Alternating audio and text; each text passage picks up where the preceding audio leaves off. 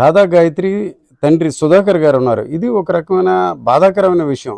కానీ ఒక తండ్రి ఆవేదన అన్నిటికంటే మించి ఎట్లాంటి అనుబంధం ఉంది అన్న విషయంపై ఒక్క నిమిషం మనం మాట్లాడదాం.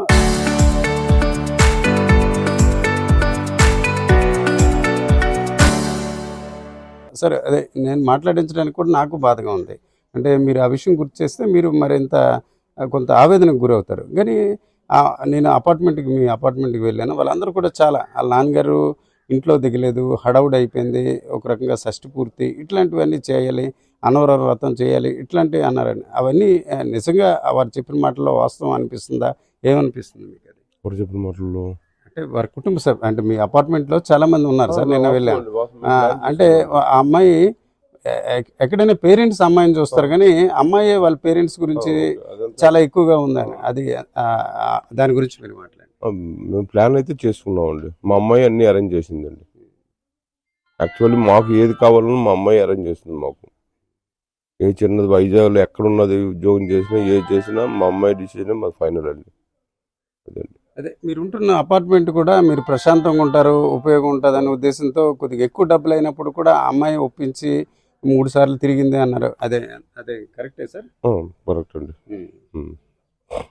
ఓకే. ఈ ఘటన జరిగాక శ్రీచరణ్ ఏమన్నారు సార్? మీరు వెళ్ళాక ఢిల్లీ వెళ్ళారు కదా, ఢిల్లీ వెళ్ళాకంటే డెహ్రాడూన్ అండి. అదే డెహ్రాడూన్ వెళ్ళాక ఫస్ట్ అయితే నాకు కాల్ వచ్చిందండి మార్నింగ్ 8 o'clock. కాల్ వచ్చినప్పుడు ఇలాగా జరిగిపోయింది మావయ్య గారు, అమ్మాయి బెడ్ మీద ఉంది, ఏమో ఒంటి మీద ఇదిలే స్పృహ లేదు, అది ఇది అని చెప్పాడు. నేను అది ఎలా అవుతుంది, నువ్వు ముందు హార్ట్ బీట్ చెక్ చేయి, ఎవరికైనా మనం ఫస్ట్ హార్ట్ బీట్ చెక్ చేస్తాం కదా, పల్స్ చెక్ చేయని చెప్పాను. బాడీ ఎలా ఉంది, కూల్గా ఉందా, ఎలా ఉంది అది చెక్ చేయన్నాను. అమ్మాయి ఫోటో చూపించి నాకు, మరి పేరెంట్స్ అడిగేది అదే కదా, నా డౌట్స్ నాకు ఉన్నాయి, అమ్మాయి ఫోటో చూపించని చెప్పాను నేను. అదేం చేయలేదు. ఇమీడియట్గా మీరు మసూరి వచ్చిండి అన్నాడు. టికెట్ పంపించాడు. ఆ తర్వాత మరి అక్కడ కూడా పోలీసు వాళ్ళు ఇది అదేవో అవుతున్న వీడియో కాల్ కూడా చేశాడు. అక్కడ పోలీసులు ఉన్నారు, ఇది ఉన్నారు, అది ఉన్నారు అంటే ఏదైనా డౌట్ వస్తుంది కదా. ఇంకో 1/2 hour పోయిన తర్వాత పోలీసులు కాల్ చేశారు మాకు. పోలీసు వాళ్ళ చేత కాల్ చేశారు, మీరు అర్జెంటుగా రండి అని. పేరెంట్స్ కూడా పోలీసులు కూడా గబుక్కుని చెప్పరు కదా. అది మ్యాటర్. మీరు ముస్సూరి వెళ్ళాక అక్కడ పోలీసులు ఏమన్నా కలిసారా? వాళ్ళే ముందు మరి పోలీసులు మనం వీడియో కంప్లైంట్ చేశారు. మేము మసూరి వెళ్ళలేదు. డెడ్ బాడీ అయితే ఇక్కడ డెహ్రాడూన్ వచ్చింది గవర్నమెంట్ హాస్పిటల్కి. మేము ఇక్కడ నుంచి ఫ్లైట్లో వెళ్ళేసరికి ఢిల్లీ ఇప్పుడు 5:45 ఫ్లైట్ మాది వైజాగ్లోని. ఇంకా ఏ ఫ్లైట్లో మా కనెక్టింగ్ ఫ్లైట్లో వెళ్దామన్నా టైం చాలదు, ఇంకా లేట్ అయిపోతాం. సర్లే అని చెప్పి ఒకే ఫ్లైట్లో ఢిల్లీ వెళ్ళిపోయాం. మేము ఢిల్లీ చేసేసరికి దగ్గర 7 అయిపోయింది. మరి బయటికి వెళ్ళి క్యాబ్ బుక్ చేసుకుని డెహ్రాడూన్ వెళ్ళాం. మరి రాత్రి 12:30 1 గంట మ్యాక్సిమం అయిపోయింది మాకు వెళ్ళేసరికి. ఇంకా హాస్పిటల్ వెళ్ళే ఛాన్స్ కూడా మాకు లేదు గవర్నమెంట్ హాస్పిటల్కి. వాళ్ళే మాకు ఒక హోటల్లో రూమ్ వాళ్ళకి మాకు కలిపి 2 రూమ్లు బుక్ చేశారు. నైట్ స్టే చేసాం అక్కడ. మరి మార్నింగ్ హాస్పిటల్కి వెళ్ళాం. దగ్గర మార్నింగ్ హాస్పిటల్ వెళ్ళేసరికి 10 అయిపోయింది మాకు. మరి మార్చురీ ఓపెన్ చేయలేదు ఇదని. మార్చురీకి వెళ్ళిన తర్వాత ప్రాసెస్ అంతా చేశారు వాళ్ళు. మాకు వాళ్ళు కాల్ చేసేవారు పోలీసులు, మేము రన్నింగ్లో ఉంటుండగా, అంటే జర్నీలో ఉంటుండగా, మీరు ఓకే చెప్తే మేము పోస్ట్ మార్టం చేసేస్తామని. మేము దానికి ఒప్పుకోలేదు. మేము వచ్చే వరకు బాడీని ఇచ్చేయకూడదని. మెయిన్ ఏంటంటే నాకు అక్కడ పోలీసులు ఎవరైనా హోటల్లో జరిగింది ఇన్సిడెంట్.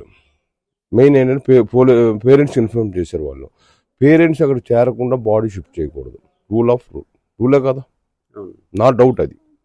పేరెంట్స్ హోటల్ యాక్చువల్లీ ఆ రూమ్ సీజ్ చేయాలి, బాడీని పేరెంట్స్ ఉంటుండగానే షిఫ్ట్ చేయాలి.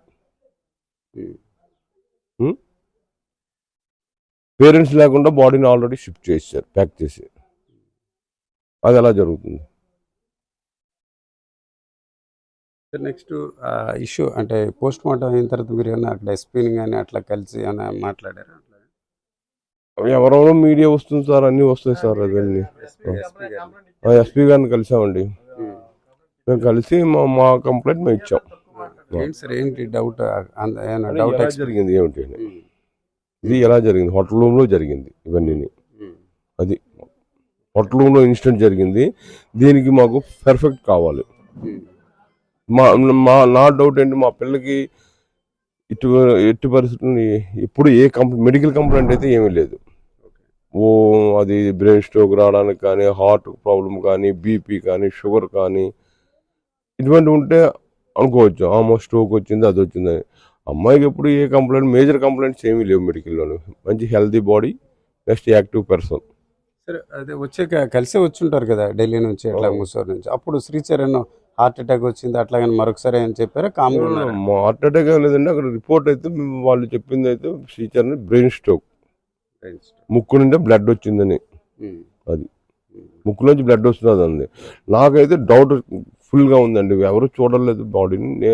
మరి బ్రెయిన్ అంతా బెడ్షీట్ అంతా తడిసింది. ఇప్పుడు వాళ్ళంతా ప్యాక్ చేశారు తల అన్నిని. తల నుంచి బ్లడ్ గట్ట వస్తుండేది. మరి బెడ్షీట్ అంతా తడిసిపోయింది. అంటే ఇప్పుడు పాపకి ఆల్మోస్ట్ 23 years ఇట్లాగా సార్. ఎప్పుడైనా హెల్త్ ప్రాబ్లమ్స్ అట్లాగా ఎప్పుడైనా ఉంటే అమ్మాయికి ఏదో సీజన్లీ ఫీవరు, జలుబు, తలనొప్పి, చిన్న చిన్న ప్రాబ్లమ్స్ అంతే తప్ప ఇంకేమీ లేదు. ఎప్పుడు మేజర్గా నేను ఎక్స్-ఆర్మీని, ఎప్పుడు మా అమ్మాయికి హెల్త్ కార్డు ఉన్నా నేను ఎప్పుడు హాస్పిటల్ కూడా తీసుకెళ్ళలేదు. అది యూజ్ కూడా చేయలేదు. ఏమంటే లోకల్ డాక్టర్ల దగ్గర మేము జ్వరం ఇది అది అని మేము చేసుకునేవాళ్ళం. అంటే మీ వైఫ్ లాగా మీకు కూడా శ్రీచరణ్ మీద డౌట్ ఉంది. దీని మీద పోలీసుని అప్రోచ్ అవుతున్నారా? ఉందండి, డౌట్ అయితే ఉంది. ఎందుకంటే మనం పేరెంట్స్ పిల్లలకి సర్ది చెప్పే వరకు మన బాధ్యత. మా అమ్మాయి ఏంటంటే యాక్టివ్ పర్సన్. అది మాకే గైడెన్స్ చేస్తుంటే చాలా మంది గైడెన్స్ చేసేది. దానికి ఫ్రెండ్స్కి అయినా ఎవరికైనా ఫ్యామిలీలో ఎవరున్నా అదే అందరికి గైడ్ చేసేది. అలాగ ఉండాలి, అలా చేయాలి, ఇలా చేయాలి. నాతో ఎప్పుడు అనేది డాడీ నీకెందుకు, నేను ఉన్నాను కదా, నేను అన్ని క్లియర్ చేసుకుంటాను కదా అనేది. అమ్మ నీకు ఏమైనా ప్రాబ్లం ఉంటే చెప్పు, నీ వరకు ఎందుకు డాడీ నేను చూసుకుంటానండి అనేది. అదండి, అంత తెలివైన పిల్ల ఇంత జీరో అయిపోయింది. మా అమ్మాయి మీద నాకు ఎప్పుడూ హోప్ ఉండేది. ఇది మంచి తెలివైన పిల్ల, ఇది ఏదైనా సాధించగలదు అని.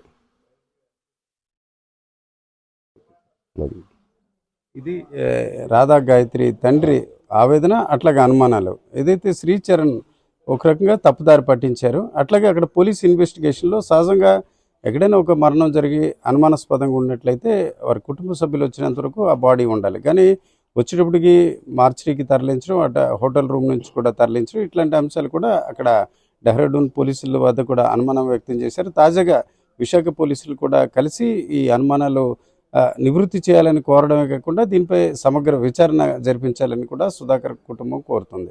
డెహ్రాడూన్లోని ముస్సూరి సమీపన అనుమానాస్పద స్థితిలో ఐటీ ఉద్యోగిని రాధా గాయత్రి మృతి చెందారు.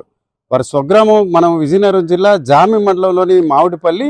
ఈ తాతగారి ఇల్లులో వాస్తవానికి నవంబర్ నెలలో వివాహం అయితే వేపగుంట వద్ద జరిగినప్పుడు కూడా ఏదైతే పెళ్లి కార్డు ఇతర విషయాల్లో కూడా ఇక్కడే జరిగింది. ఈ తాజాగా చూసుకుంటే ఈ ఘటన తర్వాత మృతదేహాన్ని కూడా బుధవారం ఈ ప్రాంతానికి తీసుకొచ్చారు. ఇక్కడ ఉన్న గ్రామస్తులు కూడా చూడొచ్చు. ఇది ఒక అగ్రహారంగా చెప్పుకుంటారు, ఒక బ్రాహ్మణ అగ్రహారంగా.